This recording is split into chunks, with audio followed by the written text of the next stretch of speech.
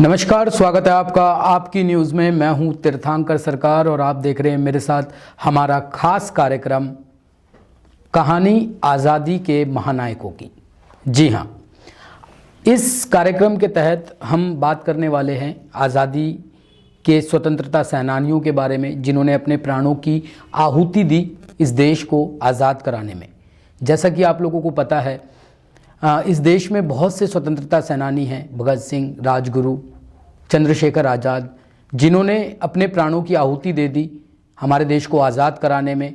आज जो हम इस खुली हवा में सांस ले पा रहे हैं, इसकी वजह यही है कि उन क्रांतिवीरों ने, उन स्वतंत्रता सेनानियों ने बिना अपने प्राणों के बारे में सोचकर, बिना अपने परिवार के बारे में सोचकर देश को आज़ादी दिलाने के लिए अपने प्राणों तक की आहुति दे दी। तो इसमें कुछ अनकही कहानियाँ भी है, कुछ कहानियाँ ऐसी भी है, कुछ कहानियाँ ऐसे क्रांतिवीरों की भी है जिनके बारे में आप और हम शायद ज़्यादा नहीं जानते हैं। शायद उन क्रांतिवीरों के बारे में आपने भी नहीं जाना। अगर हम बात करते हैं भगत सिंह की, अगर हम बात करते हैं चंद्रशेखर आज़ाद की, तो उनके बारे में तो सभी ने सुना है। लेकिन ऐसे बहुत से क्रांतिवीर हुए, ऐसे बहुत से स्वतंत्रता सेनानी हुए जिन्होंने अपने प्राणों की आहुति दी, जिन्होंने अपना तन मन धन देकर इस देश को आज़ाद कराया, इस देश की आज़ादी की मुहिम से जुड़े रहे। तो आज की जो हमारी कहानी है, आज की हमारी ये कहानी भी ऐसे ही एक स्वतंत्रता सेनानी की है। आज हम आपको जिनके बारे में बताने जा रहे हैं, आज जो हमारे स्वतंत्रता सेनानी हैं, जिनके विषय में आज हम आपको बताने जा रहे हैं, उनकी कहानी बताने जा रहे हैं कि किस तरीके से उन्होंने स्वतंत्रता संग्राम के अंदर बचपन से ही उनके मन में वो जज्बा था भारत को आज़ाद कराने के लिए, भारत की आज़ादी के लिए लड़ने के लिए, भारत के स्वतंत्रता संग्राम में शामिल होने के लिए बचपन से ही उनके मन के अंदर ये जज्बा भर गया था। तो आज हम बात कर रहे हैं सरदार गुरचरण सिंह जी की। जी हाँ, ये एक ऐसे स्वतंत्रता सेनानी हुए जिन्होंने देश की आज़ादी के लिए काफ़ी लड़ाइयाँ लड़ी, कई बार जेल भी गए, नज़रबंद भी रहे, और साथ ही साथ इन्होंने किसानों और मज़दूरों के हक़ की लड़ाई जो है वो हमेशा लड़ी, उनके हक़ के लिए हमेशा आवाज़ उठाते रहे। मैं आज आपको उनके जीवन की जो कहानी बताने जा रहा हूँ, वो बताने से पहले थोड़ा मैं आपको उनके बारे में पहले बता देना चाहता हूं, क्योंकि आज उनके जीवन की कहानी जो आज हमें सुनाने वाले हैं, आज हमारे साथ उनके पुत्र जो है वो हमारे साथ स्टूडियो में मौजूद है, जिनसे हम इस उनकी पूरी कहानी को जानेंगे कि किस तरीके से स्वतंत्रता दिलाने के लिए भारत को उन्होंने लड़ाइयाँ लड़ी, किस तरीके से जेल गए, किस किस मोर्चों पे वो लड़े, किस किस आज़ादी के आंदोलनों में वो शामिल रहे। लेकिन इन सबसे पहले एक छोटी सी झलक जो है उनके बारे में वो मैं आपको बता दूँ। 17 नवंबर 1911 को लादोपुर, गुरदासपुर के लादोपुर गांव में जन्मे। माता का नाम भोली कौर था, पिताजी का नाम सरदार गंगा सिंह था। 3 भाई थे, 4 बहनें थी। प्लेग में बड़े भाई की मृत्यु हो गई थी। गरीब परिवार में जन्मे थे। सरदार गुरचरण सिंह जी जब महज 3 साल के थे तभी उनके पिताजी की भी मृत्यु हो गई थी। बचपन से ही उनकी माता ने उन्हें हमेशा गुरु गोविंद सिंह जी के बच्चों की, बाबा बंदा साहब जी के बच्चों की कहानियाँ सुनाकर उनको बड़ा किया। तो बचपन से ही उनके मन में कहीं ना कहीं देश के लिए कुछ कर गुजरने का जो जज्बा था वो बचपन से ही उनके मन में था। वो भी देश के लिए कुछ करना चाहते थे, देश को आज़ाद कराने के लिए, आज़ादी की लड़ाई में शामिल होना चाहते थे। यहाँ आपको बता दूँ मैं कि जब छोटे थे गुरचरण सिंह जी, तो गदर पार्टी के बाबा उद्यम सिंह जी के यहाँ हमेशा अक्सर बैठा करते थे, और बाबा उद्यम सिंह जी उन्हें हमेशा कहानियाँ सुनाया करते थे गदर पार्टी को लेकर, उनके जीवन से जुड़ी कहानियाँ, कैसे वो जब जेल गए तब उनके साथ क्या हुआ। 1914 में वदवद घाट में जब गोलियाँ चली, ये कहानी भी बाबा उद्यम सिंह जी ने सरदार गुरचरण सिंह जी को सुनाई कि किस तरीके से कामागाटा जहाज़ जो है वो आज़ादी के परवानों को, जो गदरी बाबा थे, उन लोगों को लेकर आ रहे थे अमेरिका और इंग्लैंड से। अमेरिका और कनाडा से जो ये गदरी बाबा थे वो भारत आ रहे थे भारत को आज़ादी दिलाने के लिए। लेकिन अंग्रेजी हुकूमत ने, ब्रिटिश सरकार ने उस जहाज़ पर गोलियां चलवा दी, और इसके अंदर तकरीबन 367 गदरी बाबा जो थे वो शहीद हो गए। ये घटना जो है ये सरदार गुरचरण सिंह जी के दिल में बैठ गई। तब से उनके मन में एक बात आ गई कि मुझे भी देश की आज़ादी के लिए लड़ना है, मुझे भी इस आज़ादी की लड़ाई में शामिल होना है, मुझे भी माँ भारती को आज़ाद कराना है। आज़ादी के कई सारे मोर्चों पर गुरचरण जी रहे। जैतों का मोर्चा, उसमें भी वो शामिल रहे। डस्का मोर्चा में भी वो शामिल रहे, लाहौर किसान मोर्चा में भी वो शामिल रहे, मोगा मोर्चा में भी शामिल रहे, कौमी झंडा भी उन्होंने फहराया। इसके चलते अलग अलग मोर्चों में और आज़ादी की लड़ाई में शामिल होने के चलते कई बार उन्हें जेल जाना पड़ा और तकरीबन अलग अलग जो मोर्चों में वो रहे उन मोर्चों की वजह से उन्हें 6 साल लगभग जेल में भी बिताने पड़े। और आगे क्या क्या कहानी हुई, किस तरीके से बचपन में उनके मन में जो है ये भावना पैदा हो गई कि मुझे देश के लिए लड़ना है, मुझे देश के लिए जो है अपने प्राणों की आहुति देनी है, और किस तरीके से आज़ादी की लड़ाई में शामिल हुई। आज़ादी के बाद भी किस तरीके से उन्होंने किसानों और मजदूरों के हक के लिए लड़ाइयाँ लड़ी, इन सब पर बातचीत करने के लिए आज हमारे साथ उनके पुत्र बख्तावर सिंह जी जुड़ गए हैं। बख्तावर सिंह जी से आज हम बात करेंगे और जानेंगे सरदार गुरचरण सिंह जी की सारी कहानियां। तो आइए मिलवाते हैं आपको सरदार बख्तावर सिंह जी से। तो बख्तावर जी, जिस तरीके से अभी हमने दर्शकों को बताया कि काफ़ी छोटी उम्र से ही उनके मन में ये जज्बा था कि भाई देश के लिए कुछ कर गुजरना है, देश के लिए लड़ना है, आज़ादी की लड़ाई लड़नी है। माता जी भी अक्सर उनको बाबा बंदा साहब जी के बच्चों की कहानियाँ सुनाया करती थी। तो किस तरीके से, मतलब बचपन से ही उनके मन में ये भावना कैसे पैदा हुई कि मुझे देश के लिए लड़ना है, देश के लिए कुछ कर गुजरना है? इस तरह जी भई जिस टाइम ਅਸੀਂ ਜੋ ਪੁੱਛਦੇ ਸਾਂ ਉਹਨੂੰ ਕਦੀ ਕਦੀ ਵੀ ਕੀ ਹੋਇਆ ਤੇ ਕਿੱਦਾਂ ਹੋਇਆ ਜੀ, ਤੇ ਪਹਿਲੇ ਤਾਂ ਮੈਂ ਦੱਸਦਾ ਵੀ ਮੈਨੂੰ ਮਾਣ ਆ ਆਪਣੇ ਆਪ ਤੇ ਵੀ ਮੈਂ ਇਸ ਪਰਿਵਾਰ 'ਚ ਆਪਣੇ ਫਾਦਰ ਦੇ ਘਰ ਪੈਦਾ ਹੋਇਆ ਤੇ ਮੈਨੂੰ ਮਾਣ ਆ ਆਪਣੇ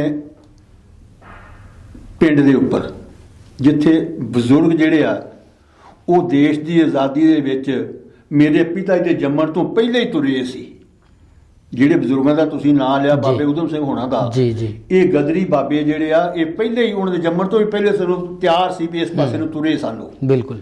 ਫਿਰ ਜਿਸ ਇਲਾਕੇ 'ਚ ਅਸੀਂ ਪੈਦਾ ਹੋਏ ਹਾਂ, ਜਿੱਥੇ ਮੇਰਾ ਪਿੰਡ ਪੈਂਦਾ ਹੈ, ਉਹ ਪਿੰਡ ਸ਼ਹੀਦਾਂ ਦੀ ਧਰਤੀ ਆ ਜੀ।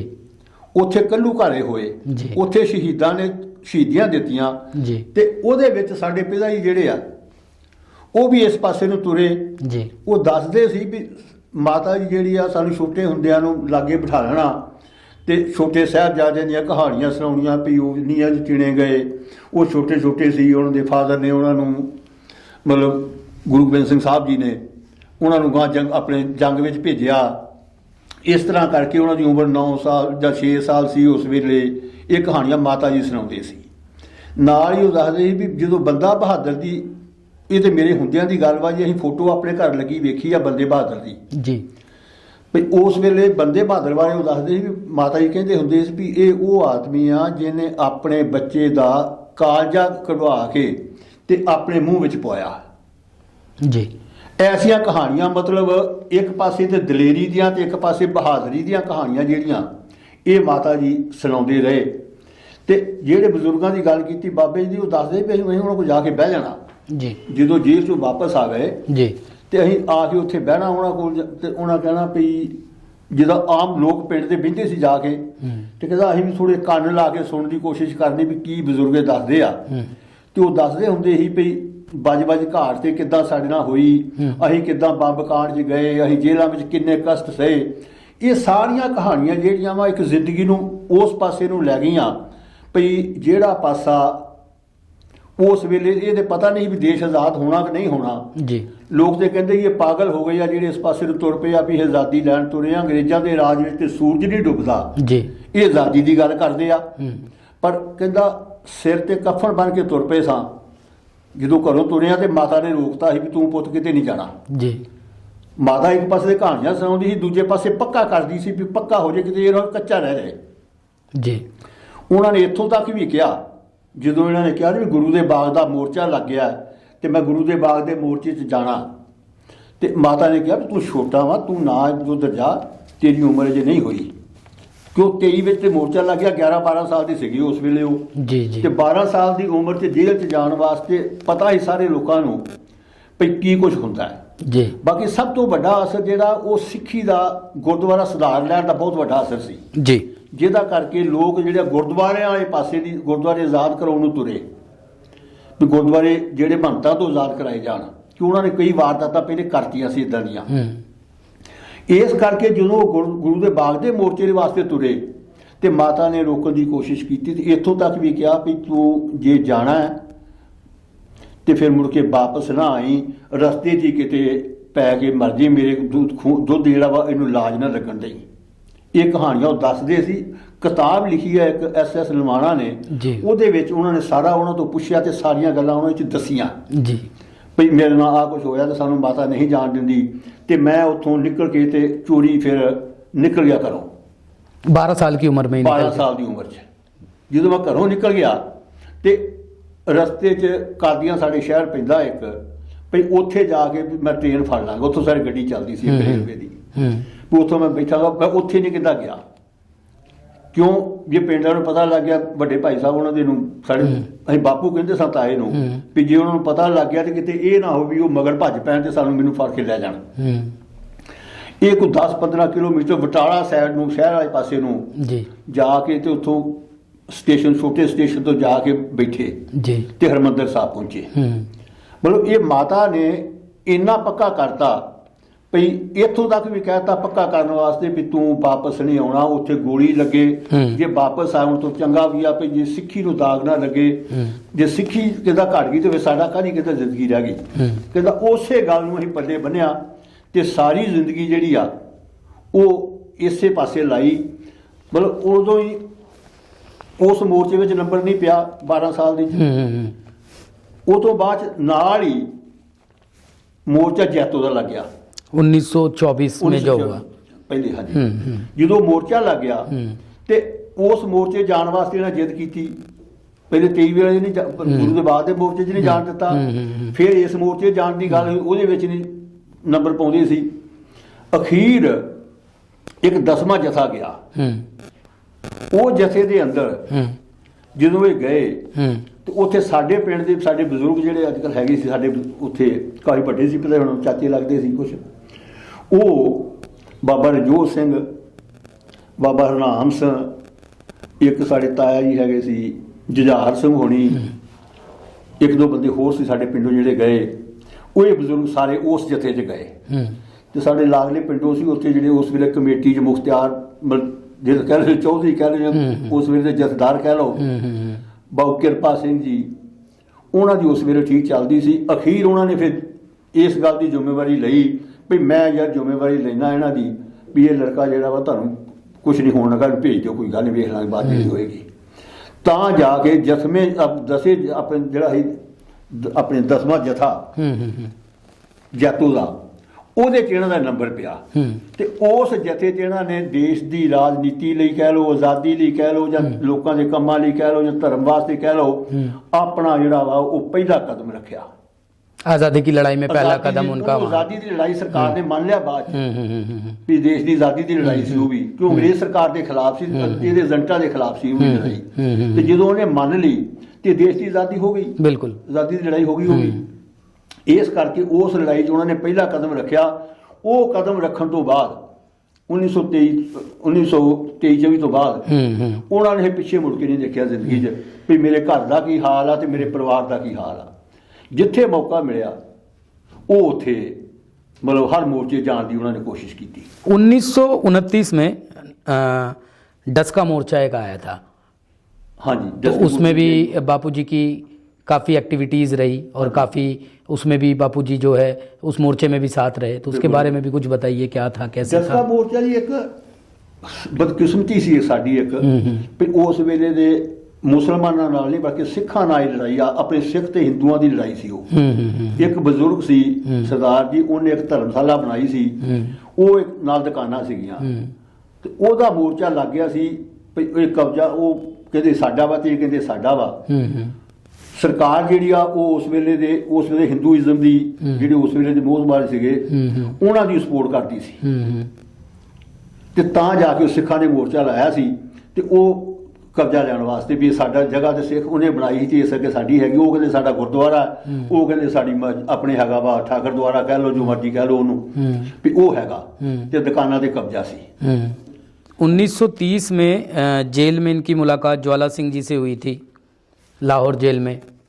लाहौर जेल जिहड़ा जी जिहड़ा मोर्चा लगा ना ये उस वेले गांधी ने भी शुरू किया सी, नाम ने बरतन लहर जिहड़ी सी जी जी जी ਨਾ कि ਸੀ। अंग्रेजों के सामान का बहिष्कार ਅੰਗਰੇਜ਼ੀ करना ਸਮਾਨ है। ਦਾ ਬਾਹਰ ਸਮਾਨ ਦਾ ਹਾਂ, ਦਸ ਬਿਲਕੁਲ। ਸਮਾਨ ਇੱਥੋਂ ਇੱਕ ਕੱਚੀ ਸਾਡਾ ਸਮਾਨ ਲੈ ਜਾਂਦੇ ਕਪਾਹ ਲੈ ਗਏ, ਦੂਜਾ ਤੀਜਾ ਲੈ ਗਏ ਤੇ ਇੰਗਲੈਂਡ ਦੇ ਅੰਦਰ ਇਹਨਾਂ ਦੀਆਂ ਮਿੱਲਾਂ ਜਿਹੜੀਆਂ ਸੀ ਬਹੁਤ ਸੀਗੀਆਂ।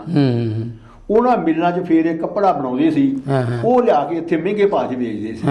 ਤੇ ਇਹ ਸਰਕਾਰ ਨੇ ਇਹਨੇ ਆਪਣੇ ਨੇ ਗਾਂਧੀ ਨੇ ਮੋਰਚਾ ਲਾਇਆ। ਉਹ ਤੋਂ ਪਹਿਲੇ ਸਿੱਖ ਜਿਹੜਾ ਗੁਰਦੁਆਰਾ ਸੁਧਾਰ ਲਹਿਰ ਸੀ, ਉਦੋਂ ਅਕਾਲੀ ਬਣ ਚੁੱਕੀ ਸੀਗੀ ਸਾਡੀ ਗੁਰਦੁਆਰਾ ਸ਼੍ਰੋਮਣੀ ਕਮੇਟੀ, ਇਹਨਾਂ ਨੇ ਮੋਰਚਾ ਲਾਇਆ ਸੀ ਇਹ। तो महात्मा गांधी जी के मोर्चा लाने से पहले ये मोर्चा आ चुका था। ਆ ਚੁੱਕਾ ਸੀ ਪਹਿਲੇ। ਕਿਉਂ ਇਹ ਤੋਂ ਪਹਿਲੇ ਸਾਡੇ ਸਿੱਖਾਂ 'ਚ ਬਾਬਾ ਰਾਮ ਸਿੰਘ ਹੋਇਆ, ਉਹਨੇ ਮਿਲਵਰਤਨ ਲਹਿਰ ਬੜੀ ਚੰਗੀ ਚਲਾਈ ਸੀ, ਉਹ ਕਾਮਯਾਬ ਹੋਏ ਸੀ। ਉਹ ਚੋਂ ਇਦਾਂ ਹੀ ਸਿੱਖਾਂ ਨੇ ਚਲਾਈ ਸੀ। तो ये सिर्फ क्या पंजाब में ही चल रहा था या पंजाब के बाहर पूरे हिंदुस्तान में ये धीरे धीरे बढ़ रहा था? ਇਹ ਪੰਜਾਬ ਕੇ ਅੰਦਰ ਚੱਲ ਰਿਹਾ ਸੀ ਜੀ। ਤੇ ਇਹਨਾਂ ਦੀ ਡਿਊਟੀ ਲੱਗੀ ਡੱਬੀ ਬਾਜ਼ਾਰ ਲਾਹੌਰ ਦੇ ਅੰਦਰ, ਜੋ ਅਸੀਂ ਪੜਿਆ ਜਾਂ ਉਹਨਾਂ ਤੋਂ ਸੁਣਿਆ। ਡੱਬੀ ਬਾਜ਼ਾਰ ਲਾਹੌਰ ਦੇ ਅੰਦਰ ਉਹਦੀ ਡਿਊਟੀ ਲੱਗੀ। ਉੱਥੇ ਇਹਨਾਂ ਨੇ ਕਹਿਤਾ ਵੀ ਮੈਂ ਡਿਊਟੀ ਦੇਣੀ ਆ। 2 ਬੰਦੇ ਨਾਲ ਇਹਨਾਂ ਦੇ ਹੋਰ ਸੀਗੇ ਉੱਥੋਂ ਡੇਰੇ ਬਾਬੇ ਨਾਨਕ ਦੇ ਗੁਰਦੁਆਰੇ ਦੇ। ਉੱਥੇ ਦੱਸਦੇ ਵੀ ਜਦੋਂ ਮੈਂ ਕੱਪੜੇ ਦੀ ਦੁਕਾਨ ਤੇ ਗਿਆ ਤੇ ਮੈਂ ਕਹਿ ਰਿਹਾ ਸੀ ਵੀ ਕੱਪੜਾ ਨਹੀਂ ਲੈਣਾ, ਕੁਛ ਨਹੀਂ ਕਰਨਾ ਤੁਸੀਂ ਕਿਸੇ ਨੇ, ਜਿਹੜਾ ਲਏਗਾ ਮਤਲਬ ਜੋ ਵੀ ਬੰਦੇ ਦਾ ਪ੍ਰਚਾਰ ਕਰਨ ਦਾ ਤਰੀਕਾ ਸੀ ਉਸ ਵੇਲੇ ਉਹ ਕਰ ਰਹੇ ਸੀ ਉਹ। ਤੇ ਉਨੀ ਦੇਰ ਨੂੰ ਇੱਕ ਬੀਬੀ ਜਿਹੜੀ ਆ ਅੰਦਰੋਂ ਕੱਪੜਾ ਲੈ ਕੇ ਨਿਕਲੀ ਤੇ ਉਹ ਮੈਨੂੰ ਕਹਿਣ ਲੱਗੀ, ਉਹ ਕੱਪੜਾ ਉੱਥੇ ਰੱਖ ਗਈ ਤੇ ਲੱਡੂ ਲੈਣ ਚਲ ਗਈ। ਦੁਕਾਨ ਤੋਂ 2 ਲੱਡੂ ਲਿਆਈ ਤੇ ਕਹਿੰਦੀ ਲੈ ਪੁੱਤ ਖਾ ਲੈ। ਇਹਨਾਂ ਕਹਿੰਦੇ ਮੈਨੂੰ ਪਤਾ ਨਹੀਂ ਵੀ ਮੈਂ ਕੀ ਕੁਛ ਕਿਹਾ ਉਹ ਬੀਬੀ ਨੂੰ, ਮੈਨੂੰ ਨਹੀਂ ਸਮਝ ਆਈ ਵੀ ਮੈਂ ਕੀ ਕੁਛ ਕਹਿ ਗਿਆ ਵੀ ਤੂੰ ਆਪਣਾ ਖੂਨ ਪੀਣੀ ਆ, ਬੱਚਿਆਂ ਦਾ ਖੂਨ ਪੀਣੀ ਆ। ਬਸ ਜੋ ਮੈਂ ਕਹਿ ਸਕਦਾ ਸੀ ਕਹਿੰਦੇ ਮੈਂ ਉਹਨੂੰ ਕਹਿਤਾ। ਅਖੀਰ ਉਹਨੇ ਉਹ ਕੱਪੜੇ ਨੂੰ ਉੱਥੇ ਅੱਗ ਲਾਈ, ਕੱਪੜਾ ਸਾੜਤਾ। ਕੱਪੜਾ ਸਾੜਨ ਤੋਂ ਬਾਅਦ ਮੈਨੂੰ ਉਹਨੇ ਦੁੱਧ ਪਿਲਾਇਆ ਤੇ ਲੱਡੂ ਖਿਲਾਏ। ਇੰਨੀ ਦੇਰ ਨੂੰ ਪੁਲਿਸ ਆ ਗਈ, ਸਾਨੂੰ ਉਹਨਾਂ ਨੇ ਫੜਿਆ ਤੇ ਜੇਲ੍ਹ ਚ ਲੈ ਗਏ।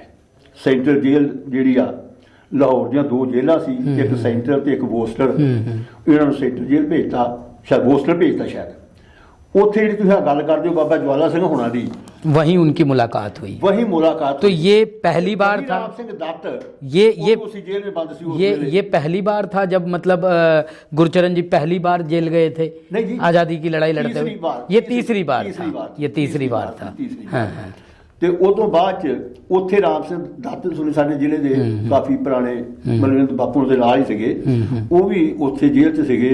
ਉੱਥੇ ਜਵਾਲਾ ਸਿੰਘ ਨੇ ਉਹਨਾਂ ਨੂੰ ਫਿਰ ਬਾਹਰ ਉਹ ਜਦੋਂ ਪਾਰਟੀ ਦੇ ਕਰ ਲਿਆ ਵੀ ਤੂੰ ਬਾਹਰ ਪੜ੍ਹਨ ਜਾ, ਉਹਨਾਂ ਨੂੰ ਉੱਥੋਂ ਹੀ ਪ੍ਰੇਰ ਕੇ ਬਾਹਰ ਭੇਜਿਆ ਸੀ ਪੜ੍ਹਨ ਵਾਸਤੇ। अच्छा। ਜੋ ਸਾਨੂੰ ਦੱਸਦੇ ਰਹੇ ਪਿਤਾ ਜੀ, ਉਹਨਾਂ ਦੀਆਂ ਕਹਾਣੀਆਂ ਜਾਂ ਉਹਨਾਂ ਤੋਂ ਸੁਣੀਆਂ ਗੱਲਾਂ ਹੈਗੀਆਂ ਸਾਰੀਆਂ। ਹਾਂਜੀ बिल्कुल। 1938 से 39 में लाहौर किसान मोर्चा चला। ਕਿਸਾਨ ਮੋਰਚਾ ਜੀ, ਕਿਸਾਨਾਂ ਤੇ ਅਤਿਆਚਾਰ ਹੁੰਦੇ ਸੀ। ਅੱਜ ਜਿਹੜਾ ਅਸੀਂ ਜਨਮ ਦਿਨ ਮਨਾ ਰਹੇ ਆ ਉਹਨਾਂ ਦਾ, ਇਸੇ ਕਰਕੇ ਇਸ ਪੱਖ ਨੂੰ ਰੱਖ ਕੇ ਤੁਰੇ ਆ ਭਈ ਬਾਪੂ ਗੁਰਚਰਨ ਸਿੰਘ ਹੋਣੀ ਜਿਹੜੇ ਆ ਆਪਣੀ ਜ਼ਿੰਦਗੀ ਦੇ ਅੰਦਰ ਕਿਸਾਨਾਂ ਤੇ ਮਜ਼ਦੂਰਾਂ ਦੇ ਨਾਲ ਹੀ ਸਾਰੀ ਜ਼ਿੰਦਗੀ ਉਹਨਾਂ ਨੇ ਕੱਟੀ। ਤੇ ਇਸੇ ਕਰਕੇ ਅਸੀਂ ਉਹਨਾਂ ਦੇ ਜਨਮ ਦਿਨ ਜਿਹੜਾ ਵਾ ਦੇਸ਼ ਦੀ ਆਜ਼ਾਦੀ ਦੇ 74 ਸਾਲ ਤੇ ਕਿਸਾਨ ਤੇ ਮਜ਼ਦੂਰਾਂ ਦੀ ਦੁਰਦਸ਼ਾ, ਇਹ ਸਬਜੈਕਟ ਰੱਖਿਆ ਸੀ ਉਹਨਾਂ ਦੀ ਜੇ ਸੈਮੀਨਾਰ ਜਿਹੜਾ ਵਾ ਇਹ ਵੀ ਇਹ ਤੇ ਕੀ ਕੁਝ ਹੋਇਆ ਤੇ ਕਿਸਾਨਾਂ ਦੀ ਕੀ ਹਾਲਤ ਆ, ਉਦੋਂ ਕੀ ਤੇ ਅੱਜ ਕੀ ਆ। ਮੈਨੂੰ ਤਾਂ ਕੋਈ ਫਰਕ ਲੱਭਾ ਨਹੀਂ। ਕਿਸਾਨ ਥੋੜਾ ਬਹੁਤ ਜਿੰਨਾ ਠੀਕ ਹੋਇਆ, ਉਹਨਾਂ ਉੱਤੇ ਕਰਜ਼ਾ ਹੋ ਗਿਆ। ਉਸ ਵੇਲੇ ਉਸ ਕਮਰਸ਼ੀਅਲ ਹੈ ਨਹੀਂ ਸੀ ਉਹ। ਇਹਨਾਂ ਨੇ ਜਦੋਂ ਦੇਸ਼ ਦੇ ਅੰਦਰ ਸਾਡੇ ਅਨਾਜ ਹੀ ਹੈ ਨਹੀਂ ਸੀ 67-68 ਦੇ ਅੰਦਰ, ਤੇ ਉਦੋਂ ਸਾਡੇ ਕੋਲ ਰਾਸ਼ਨ ਹੀ ਹੈ ਨਹੀਂ ਸੀ ਖਾਣ ਨੂੰ, ਤੇ ਅਸੀਂ ਬਾਹਰੋਂ ਮੰਗਵਾਉਂਦੇ ਸਾਂ। ਤੇ ਕਿਸਾਨਾਂ ਨੇ ਆਪਣੀ ਜ਼ਿੰਦਗੀ ਦਾ ਇੱਕ ਉਹ ਹਿੱਸਾ ਖੇਤਾਂ 'ਚ ਗਰ ਕਰ ਲਿਆ ਆਪਣਾ, ਤੇ ਫਸਲਾਂ ਜਿਹੜੀਆਂ ਚੰਗੀਆਂ ਪੈਦਾ ਕਰਕੇ ਚੰਗੇ ਬੀਜ, ਪੰਜਾਬ ਐਗਰੀਕਲਚਰ ਜਿਹੜੀ ਯੂਨੀਵਰਸਿਟੀ ਸੀ ਲੁਧਿਆਣਾ, ਉਹਨੇ ਚੰਗੇ ਬੀਜ ਕੱਢੇ ਤੇ ਥੋੜੀ ਬਹੁਤੀ ਫਸਲ ਵਧਣ ਲੱਗੀ, ਝਾੜ ਵਧਣ ਲੱਗੇ। ਝਾੜ ਵਧਣ ਦੇ ਨਾਲ ਹੀ ਕਿਸਾਨਾਂ ਦੀ ਆਮਦਨ ਵਧਣ ਲੱਗੀ। ਪਰ ਸਰਕਾਰਾਂ ਜੇ ਚੰਗੀਆਂ ਹੁੰਦੀਆਂ ਤੇ ਕੋਈ ਫਰਕ ਪੈਂਦਾ। ਇਹਨਾਂ ਨੇ ਜੇ ਉਹਦਾ ਖਰਚਾ ਵਧਿਆ ਤੇ ਖਰਚੇ ਵਧਣ ਦਾ ਭਾਅ ਕਿੰਨਾ ਵਧਾਇਆ, 5 ਰੁਪਏ 7 ਰੁਪਏ। ਕਿਸਾਨ ਉੱਥੇ ਦਾ ਉੱਥੇ ਹੀ ਰਹਿ ਗਿਆ, ਉਹਨੂੰ ਕੋਈ ਫਰਕ ਨਹੀਂ। ਸਰਕਾਰਾਂ ਨੂੰ ਫਰਕ ਪੈ ਗਿਆ ਕਿ ਸਰਕਾਰਾਂ ਕੋਲ ਅਨਾਜ ਆਪਣਾ ਹੋ ਗਿਆ, ਬਾਹਰੋਂ ਨਹੀਂ ਲਿਆਉਣਾ ਪਿਆ ਉਹਨਾਂ ਨੂੰ। ਬਿਲਕੁਲ। ਤੇ ਉਹੀ ਹਾਲ ਜਿਹੜਾ ਸੀ ਉਹਦੇ ਪਿੱਛੇ ਲੱਗੇ ਸੀ मोर्चे। उस समय जब लाहौर किसान मोर्चा हुआ तो उस समय क्या स्थिति थी, मतलब किसानों को लेके ये जो लाहौर किसान मोर्चा हुआ और गुरचरण जी का इसमें इन्होंने बढ़ चढ़ के इसमें हिस्सा लिया और हमेशा से मतलब वो किसानों के लिए और मजदूरों के लिए लड़ते आए हैं, उनके हक की लड़ाई लड़ते हैं, तो उस समय क्या माहौल था, किस तरह की दिक्कतें थी? ਉਸ ਟਾਈਮ ਵੀ ਚੱਕਰ ਇਹ ਸੀ ਵੀ ਇਹ ਉਸ ਟਾਈਮ ਦੇਸ਼ ਮਤਲਬ ਅਕਾਲੀ ਲਹਿਰ ਚੋਂ ਹਟ ਕੇ ਇੱਕ ਕਮਿਊਨਿਸਟ ਪਾਰਟੀ ਦਾ ਰੁਖ ਹੋ ਗਿਆ ਸੀ। ਕਮਿਊਨਿਸਟ ਪਾਰਟੀ ਦੇ ਰੁਖ ਹੋਣ ਦੇ ਨਾਲ ਕਿਰਤੀ ਪਾਰਟੀ ਸੀ। ਸਾਡੇ ਕਾਮਰੇਡ ਤੇਜਾ ਹਸਤੰਤਰ ਹੋਣੀ ਜਿਹੜੇ ਸਾਰੀ ਉਮਰ ਹੀ ਤਕਰੀਬਨ ਪਾਰਲੀਮੈਂਟ ਦੇ ਮੈਂਬਰ ਹੁੰਦਿਆਂ ਹੋਏ ਵੀ ਮਫਰੂਰ ਰਹੇ ਜੀ। ਉਹ ਇੱਥੋਂ ਤੱਕ ਦੀ ਗੱਲ ਸੀ ਭਈ ਉਹਨਾਂ ਨੂੰ ਮੈਂਬਰ ਵੀ ਬਣਾਤਾ ਪਾਰਲੀਮੈਂਟ ਦਾ, ਲੇਕਿਨ ਉਹ ਮਫਰੂਰ ਸੀ, ਪਤਾ ਨਹੀਂ ਵੀ ਕੌਣ ਆ ਤੇਜਾ ਹਸਤੰਤਰ ਤੇ ਕੌਣ ਨਹੀਂ। ਦੱਸਦੇ ਹੁੰਦੇ ਪਿਤਾ ਹੁਣ ਵੀ ਇੱਕ ਵਾਰੀ ਰਾਸ਼ਟਰਪਤੀ ਨੂੰ ਮਿਲਣ ਗਏ ਤੇ ਰਾਸ਼ਟਰਪਤੀ ਨੂੰ ਜਦੋਂ ਮਿਲਣ ਗਏ ਡਾਕਟਰ ਰਜਿੰਦਰ ਪ੍ਰਸਾਦ ਨੂੰ, ਤੇ ਉੱਥੇ ਉਹ ਕਹਿੰਦਾ ਉਹਦਾ ਕੀ ਹਾਲ ਆ, ਤੇ ਫਿਰ ਉਹ ਕਹਿੰਦੇ ਆ ਬੈਠਾ। ਮਤਲਬ ਇਦਾਂ ਦੇ ਬਜ਼ੁਰਗ ਸੀਗੇ, ਇਦਾਂ ਦਾ ਸੀ ਉਹ ਕਨਸੀਲਮੈਂਟ ਕੈਮੋਫਲੇਜ ਕਰ ਲੈਂਦੇ ਸੀ, ਆਪਣੇ ਆਪ ਨੂੰ ਬਦਲ ਲੈਂਦੇ ਸੀ ਵੀ ਆਮ ਬੰਦਾ ਪਛਾਣ ਹੀ ਨਹੀਂ ਸੀ ਸਕਦਾ। ਹਾਂਜੀ, ਜਦੋਂ ਉਦੋਂ ਤੇ ਫਿਰ ਇਹ ਹਾਲਤ ਬਣ ਗਈ, ਕਿਸਾਨਾਂ ਦੀ ਹਾਲਤ ਮਾੜੀ ਸੀ ਵਿਚਾਰਿਆਂ ਦੀ। उस टाइम भी ब्रिटिश सरकार द्वारा लगान लिया जाता था कि बहुत बुरा हाल, हाँ, किसानों से बढ़ाई का हिस्सा कई को चक्कर सी वो मोर्चा लगा सी। तो ये इस मोर्चे के जरिए मतलब सरकार को ये संदेश दिया गया कि भाई किसान जो है, आप किसानों पे इस तरीके से अत्याचार नहीं कर सकते। बिल्कुल बिल्कुल। 1943 में बापू गुरचरण जी ने कौमी झंडा फहराया था, गिरफ्तार भी हुए थे उस समय। उसमें गुरदासपुर के अंदर जी ਅੱਜ ਵੀ ਸਰਕਾਰਾਂ ਜਿਹੜੀਆਂ ਜਿਹਨਾਂ ਨੂੰ ਚੰਗਾ ਨਹੀਂ ਲੱਗਦਾ ਭਈ ਕੋਈ ਦੂਜਾ ਝੰਡਾ ਫਹਿਰਾਏ ਤੇ ਉਹ ਫੜਦੀਆਂ ਨੇ ਉਹਨਾਂ ਨੂੰ। ਬਿਲਕੁਲ ਇਸੇ ਤਰ੍ਹਾਂ ਅੰਗਰੇਜ਼ ਸਰਕਾਰ ਦੇ ਵੇਲੇ ਜੇ ਹਿੰਦੁਸਤਾਨ ਦਾ ਝੰਡਾ ਫਹਿਰਾਇਆ ਜਾਂਦਾ ਸੀ ਤੇ ਉਹ ਉਹਨਾਂ ਨੂੰ ਬੁਰਾ ਲੱਗਦਾ ਸੀ। ਕੋਈ ਵੀ ਸਰਕਾਰ ਜਿਹੜੀ ਆ ਉਹ ਲੋਕਾਂ ਨੂੰ ਆਜ਼ਾਦੀ ਵਾਸਤੇ ਬੋਲਦਿਆਂ ਪਸੰਦ ਨਹੀਂ ਕਰਦੀ, ਭਾਵੇਂ ਮੇਰੀ ਹੋਵੇ ਜਾਂ ਤੁਹਾਡੀ ਹੋਵੇ। ਬਿਲਕੁਲ। ਇਸ ਕਰਕੇ ਉਸ ਵੇਲੇ ਦੀ ਸਰਕਾਰ ਨੇ ਇਹਨਾਂ ਦੇ ਨਾਲ ਉਸ ਵੇਲੇ ਕਾਮਰੇਡ ਸਾਡੇ ਤੁਗਲਵਾੜੇ ਤੋਂ ਕਾਮਰੇਡ ਚੰਨਣ ਸਿੰਘ ਹੋਣੀ ਸੀਗੇ, ਇੱਕ ਨਾਲ ਦੇ ਪਿੰਡ ਤੋਂ ਸੀਗੇ ਸਾਡੇ ਸਾਹਿਬ ਪਿਆਰਾ ਸਿੰਘ ਅਗਨੀ, ਤੇ ਦੋ ਤਿੰਨ ਬੰਦੇ ਹੋਰ ਸੀ, ਮੈਨੂੰ ਉਹਨਾਂ ਦੇ ਨਾਂ ਤੇ ਯਾਦ ਨਹੀਂ ਜੀ। ਇਹ ਬੰਦੇ ਸੀਗੇ, ਇਹਨਾਂ ਨੇ ਉਹ ਝੰਡਾ ਫਰਾਇਆ ਤੇ ਇਹ ਬਾਅਦ ਚ ਗ੍ਰਿਫਤਾਰ ਕਰ ਲਏ ਗਏ। अच्छा, अंग्रेज सरकार द्वारा इन्हें गिरफ्तार कर लिया। सरकार ने उन्हें गिरफ्तार कर लिया ਸੀ। 1948 में जब देश आज़ाद हो गया 47 में, हाँ जी। 48 में बापू गुरचरण जी ने कहा कि देश की आज़ादी झूठी है। हाँ जी, देश की आज़ादी झूठी है जी। क्यों, ऐसा क्यों कहा? ਉਹ ਜਦੋਂ ਕਮਿਊਨਿਸਟ ਪਾਰਟੀ ਦੀ ਜੋ ਵਿਚਾਰਧਾਰਾ ਸੀ ਇਹਦੇ ਮੁਤਾਬਕ ਇਹ ਸੋਚਦੇ ਸੀ ਵੀ ਦੇਸ਼ ਦੇ ਜਿਹੜੇ ਲੋਕ ਆ ਉਹ ਗਰੀਬ ਤੇ ਮਜ਼ਦੂਰ ਜਿਹੜੇ ਲੋਕ ਆ ਜਿਨ੍ਹਾਂ ਨੇ ਦੇਸ਼ ਦੀ ਆਜ਼ਾਦੀ 'ਚ ਭਾਗ ਲਿਆ ਵਾ ਉਹਨਾਂ ਦੇ ਹੱਥ 'ਚ ਬਾਗਡੋਰ ਹੋਵੇ। ਕਿਉਂ ਉਦੋਂ ਨਵਾਂ ਰਸ਼ੀਆ ਆਜ਼ਾਦ ਹੋਇਆ ਸੀ, ਸਾਡੇ ਨਾਲ ਹੀ ਚੀਨ ਆਜ਼ਾਦ ਹੋਇਆ, ਤੇ ਅਸੀਂ ਤੇ ਪਿਛਾਂਹ ਗਏ ਕਈ 100 ਸਾਲ ਪਿਛਾਂਹ। ਅੱਜ 47 ਤੋਂ ਲੈ ਕੇ ਅੱਜ ਤੱਕ ਅਸੀਂ ਦੇਸ਼ ਦੇ ਹਿਸਾਬ ਦੇ ਨਾਲ ਪਿਛਾਂਹ ਗਏ ਆ। ਸਾਡੀ ਅੱਜ ਦੀ ਜੋ ਉਹ ਕੀ GDP ਉਹ ਜ਼ੀਰੋ ਤੋਂ ਵੀ ਥੱਲੇ ਚਲ ਗਈ। ਉਹ ਲੋਕ ਚੰਦ ਤੇ ਪਹੁੰਚ ਗਏ।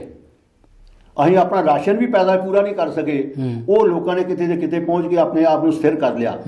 ਤੇ ਇਸੇ ਕਰਕੇ ਸੀ ਵੀ ਜੇ ਸਰਮਾਏਦਾਰ ਕੋਲ ਹੀ ਸਭ ਕੁਝ ਰਹਿਣਾ ਵਾ ਤੇ ਫਿਰ ਦੇਸ਼ ਦੀ ਆਜ਼ਾਦੀ ਰਹਿ ਗਈ।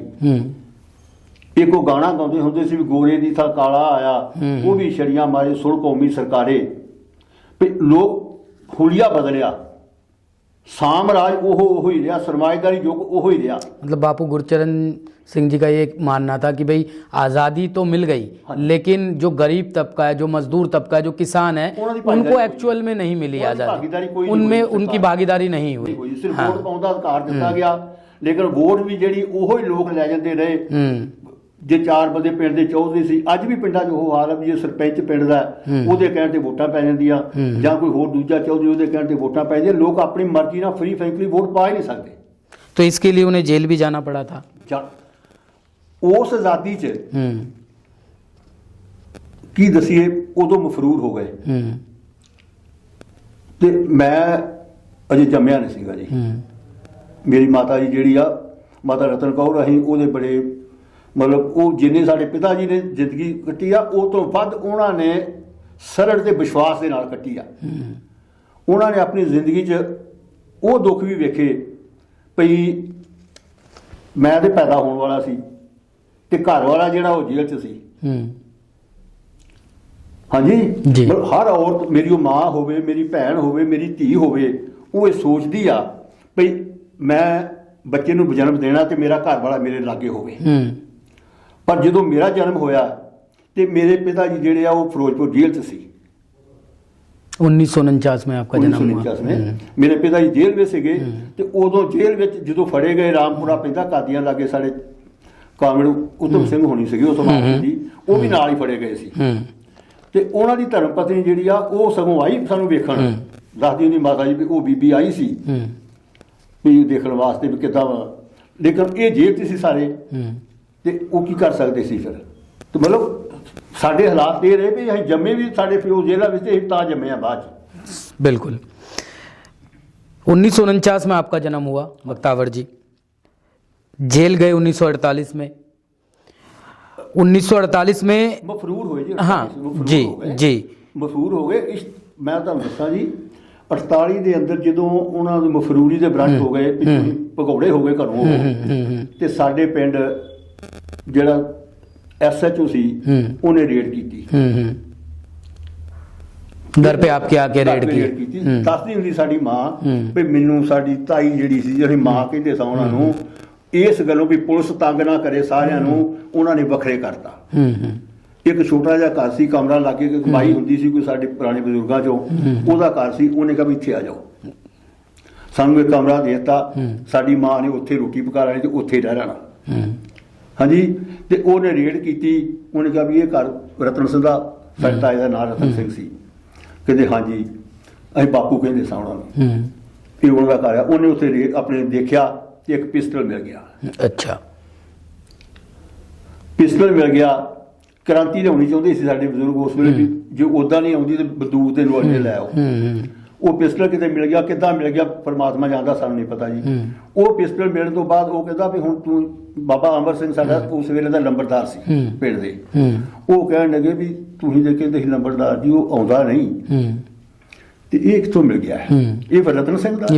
ये पिस्टल कहाँ से मिली जब वो आते ਇਹ ਫਿਰ ਰਤਨ ਸਿੰਘ ਦਾ ਹੋਇਆ ਨਾ। ਮੈਂ ਉੱਥੇ ਮੁਕੱਦਮਾ ਦੇ ਦਿਆਂ। बिल्कुल। ਉਹ ਬਜ਼ੁਰਗ ਬੜੇ ਸਿਆਣੇ ਸੀ, ਉਹਨਾਂ ਫਟ ਗੱਲ ਮੋੜੀ। ਹੋ ਸਕਦਾ ਕਿਤੇ ਆ ਗਿਆ ਹੋਵੇ, ਨਾ ਪਤਾ ਲੱਗਾ ਹੋਵੇ, ਤੇ ਉਹਨਾਂ ਨੇ ਫਿਰ ਉਹ ਪਿਸਟਲ ਜਿਹੜਾ ਉਹ ਇਹ ਤੇ ਮੁਕੱਦਮਾ ਦੇ ਦਿੱਤਾ ਬਾਪੂ ਤੇ। ਉਹ ਮੁਕੱਦਮੇ ਤੋਂ ਬਾਅਦ ਜਿੱਦਾਂ ਫਿਰ ਕਰਦੀ ਹੁੰਦੀ ਸਰਕਾਰ, ਜਦੋਂ ਜੇਲ੍ਹਾਂ ਕੱਟ ਲੀਆਂ ਤੇ ਫਿਰ ਕਾਹਦੀ ਗੱਲ ਸੀ, ਇਹ ਫਿਰ ਉੱਥੇ ਫੜੇ ਗਏ ਤੇ ਸਭ ਕੁਝ ਉਦਾਂ ਹੀ ਹੋਇਆ ਜੀ।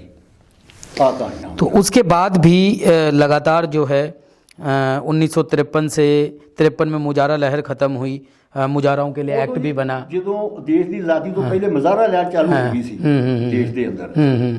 ਮਜ਼ਾਰਾ ਲਹਿਰ ਇਹ ਸੀ ਵੀ ਜਿਹੜੇ ਜ਼ਗੀਰਦਾਰ ਸੀ ਨਾ, ਸਰਮਾਇਆ ਜਗੀਰਦਾਰ ਜਿਹੜੇ ਜ਼ਮੀਨਾਂ ਦੇ ਮਾਲਕ, ਉਹ ਜ਼ਮੀਨਾਂ ਬਟਾਈ ਦੇ ਲੋਕਾਂ ਨੂੰ ਦਿੰਦੇ ਸੀ ਤੇ ਜਿਹੜੇ ਬਹੁੰਦੇ ਸੀ ਉਹਨਾਂ ਦੀ ਏਡੀ ਮਾੜੀ ਹਾਲਤ ਵੀ ਉਹਨਾਂ ਦੇ ਬਰਾਬਰ ਨਹੀਂ ਸੀ ਬਹਿ ਸਕਦੇ। बिल्कुल। ਉਹਨਾਂ ਦੇ ਨੀਚੇ ਬੈਠਣਾ, ਉਹਨਾਂ ਦੇ ਪੁਆਂਤ ਦੀ ਤਰਫ ਵੇਖਣਾ, ਉਹਨਾਂ ਦੀਆਂ ਵਗਾਰਾਂ ਕਰਨੀਆਂ। ਤੇ ਜਦੋਂ ਦਾਣਿਆਂ ਦੀ ਵਾਰੀ ਆਉਣੀ ਤੇ ਉਹਨਾਂ ਦੇ ਜਿਹੜੇ ਮਸਟੰਡੇ ਤੇ ਗੁੰਡੇ ਜਿਹਨੂੰ ਕਹਿ ਰਹੇ ਨੇ ਅਸੀਂ, ਉਹਨਾਂ ਨੇ ਜਾਣਾ, ਪਹਿਲੇ ਕੁਛ ਆਪ ਚੁੱਕ ਲਿਆਉਣੇ, ਜਿਹੜੇ ਹੋਣੇ ਉਹਦੇ ਉੱਪਰ ਪੈਰ ਲਾ ਆਉਣੇ, ਨਿਸ਼ਾਨੀ ਲਾ ਕੇ ਆ ਜਾਣਾ। ਪਹਿਲੇ ਚੁੱਕ ਲਿਆਉਣੇ ਦਾਣੇ, ਫਿਰ ਪੈਰ ਲਾ ਕੇ ਆ ਜਾਣਾ, ਮਗਰੋਂ ਜਾਣਾ। ਤੇ ਜਦੋਂ ਵੰਡਣ ਲੱਗਣਾ ਉਦੋਂ 3 ਧਾਰਨਾ ਤੁਹਾਨੂੰ ਪਾਤੀਆਂ ਫਰਜ਼ ਕਰੋ। ਉਦੋਂ ਐਸੇ ਛਾਬਿਆਂ ਨਾਲ ਤੋਲਦੇ ਹੁੰਦੇ ਸੀ, ਵੇਖਿਆ ਵੀ ਮੈਂ ਆਪ ਅੱਖੀਂ ਦੇਖਿਆ ਜੀ, ਛਾਬਿਆਂ ਨਾਲ ਤੋਲਦੇ ਹੁੰਦੇ ਸੀ। ਤੇ ਜਦੋਂ 3 ਪੈ ਗਈਆਂ ਤੁਹਾਡੇ ਵੱਲ, ਨਹੀਂ ਗਲਤ ਪੈ ਗਈਆਂ, 7 ਸਾਡੇ ਵੱਲ ਸੁੱਟ ਦੇ। ਉਹਦਾ ਹਿੱਸਾ ਘੱਟ ਹੁੰਦਾ ਸੀ ਤੇ ਸਾਡਾ ਵੱਧ ਹੁੰਦਾ ਸੀ ਜ਼ਿਮੀਂਦਾਰਾਂ ਦਾ ਉਸ ਵੇਲੇ। ਲੇਕਿਨ ਕਰਦੇ ਉਹ ਕੀ ਸੀ, ਬੇਈਮਾਨੀ ਕਰਨੀ, ਇਹਦੇ ਹਿੱਸੇ ਕੁਛ ਨਾ ਪੈ ਜੇ, ਕੰਗਾਲ ਦਾ ਕੰਗਾਲ ਰਹਿ ਜੇ ਕਿਸਾਨ। ਬਿਲਕੁਲ। ਉਹ ਮੁਜ਼ਾਹਰਾ ਲਹਿਰ ਜਿਹੜੀ ਆ ਉਹ 'ਚ ਬੜਾ ਕੁਝ ਹੋਇਆ। ਸਰਕਾਰ ਵੀ ਉਹਨਾਂ ਦੇ ਪੱਖ ਵਿੱਚ ਗਈ, ਜ਼ਗੀਰਦਾਰਾਂ ਦੇ, ਉਹਨਾਂ ਨੇ ਉਹਨਾਂ ਨੂੰ ਰੋਕਿਆ। ਲੇਕਿਨ ਬਾਅਦ ਵਿੱਚ ਸਰਕਾਰ ਨੇ ਫਿਰ ਜਾ ਕੇ 1953 'ਚ ਇੱਕ ਮੁਜ਼ਾਹਰਾ ਐਕਟ ਬਣਾਇਆ, ਜਿਹਨਾਂ ਕੋ ਮੁਜ਼ਾਹਰਿਆਂ ਨੂੰ ਰਾਹਤ ਮਿਲੀ।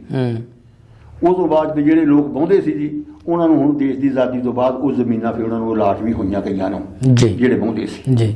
मतलब आज़ादी के बाद भी लगातार बापू गुरचरण सिंह जी किसानों के लिए, मजदूरों के लिए, उनके हक के लिए लड़ाई लड़ते रहे हमेशा। सारी उम्र ही कम्युनिस्ट पार्टी की लड़ाइयाँ लड़ियाँ जी।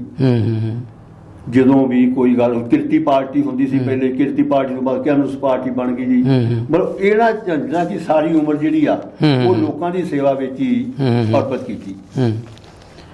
तो आज बापू गुरचरण सिंह जी का जन्म दिवस है और आज हम इसके साथ ही, अभी तो आप लोगों ने जो कहानी पूरी की पूरी सुनी स्वतंत्रता सेनानी बापू गुरचरण सिंह जी की, आज उनका क्योंकि जन्म दिवस है, तो इसके साथ ही साथ आज हम चर्चा करने वाले हैं कि उस समय किसानों की दशा, मज़दूरों की दशा, और आज किसानों और मज़दूरों की दशा दिशा जो है कितना बदलाव आया है, कितना अलग नज़र आता है कि उस समय जो जमींदारी प्रथा थी, किसान उससे परेशान थे। आज के समय में भी अभी केंद्रीय सरकार द्वारा किसान बिल जो है वो पेश किया गया है और विपक्षी पार्टियां उसका विरोध कर रही है, और साथ ही साथ कई किसान जो है वो भी उसका विरोध कर रहे हैं। पंजाब में लगातार जो है इसका विरोध चल रहा है। किसानों ने रेलवे ट्रैकों पर अपने ट्रैक्टर उतार दिए हैं, रेलवे ट्रैकों को जाम कर दिया है, पंजाब से ट्रेनों को आने नहीं दिया जा रहा है। तो आपको क्या लगता है बख्तावर जी, उस समय भी किसानों के लिए मोर्चा हुआ, जैसे अभी हमने बात करी लाहौर किसान मोर्चा के बारे में, और अब भी किसान जो है वो लड़ रहा है। केंद्र सरकार एक बिल लेके आती है, किसान बिल, उसमें बहुत सारे केंद्र सरकार ने संशोधन किए, लेकिन विपक्ष कह रहा है कि ये बिल किसानों के लिए सही नहीं है। आपको क्या लगता है इस पर? दरअसल गल ये आ, एक कहावत आ बड़ी पुरानी भी जिन्ने देर बच्चा रोंदा नहीं मां दुध नहीं दिंदी। बिल्कुल। जिन्ने देर बच्चा रोए ना मां दुध नहीं दिंदी ਉਹਨੂੰ, बिल्कुल ਵੀ ਉਹਨੂੰ ਭੁੱਖ ਲੱਗੀ ਜਾਂ ਕੀ ਗੱਲ ਹੈ। ਸਾਡੇ ਦੇਸ਼ ਦੇ ਕਿਸਾਨ ਦੀ ਬਦਕਿਸਮਤੀ ਇਹ ਆ ਵੀ ਅਸੀਂ ਆਪਣੇ ਆਪ ਕੁਝ ਨਹੀਂ ਕਰ ਸਕੇ।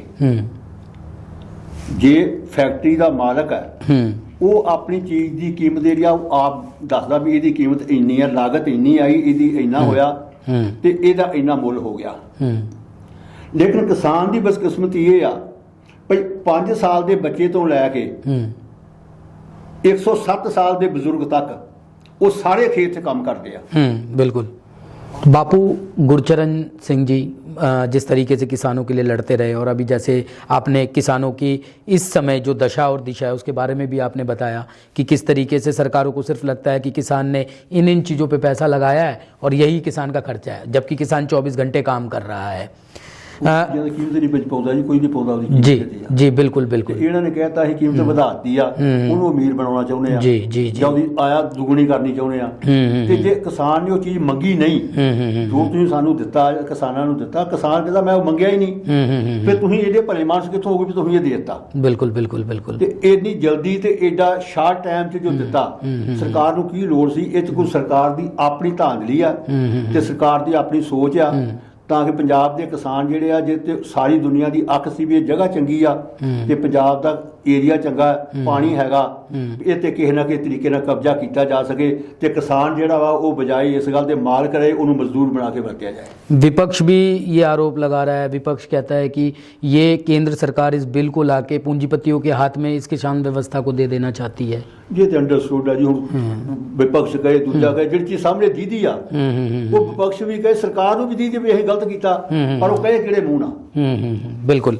तो यहाँ हम बात करते हैं बख्तावर जी, आपने 19 जनवरी 2015 को एक NGO बनाई थी, Bapu Gurcharan Singh freedom fighter charitable trust.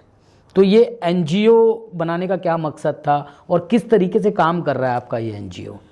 ਜਿਹੜਾ ਬਾਪੂ Gurcharan Singh freedom fighter charitable trust ਬਣਾਇਆ ਨਾ ਜੀ, ਅਸੀਂ ਸਾਰਾ ਪਰਿਵਾਰ ਬੈਠੇ ਸਾਂ ਜੀ, ਤੇ ਬੈਠਿਆਂ ਗੱਲ ਹੋਈ ਭਈ ਕਿੱਦਾਂ ਹੋ ਸਕਦਾ ਭਈ ਜਿਹੜਾ ਲਾਈਵ ਰੱਖਿਆ ਜਾ ਸਕਦਾ ਹੋਵੇ ਫਰੀडम फाइटर्स ਨੂੰ ਤੇ ਤੁਹਾਨੂੰ।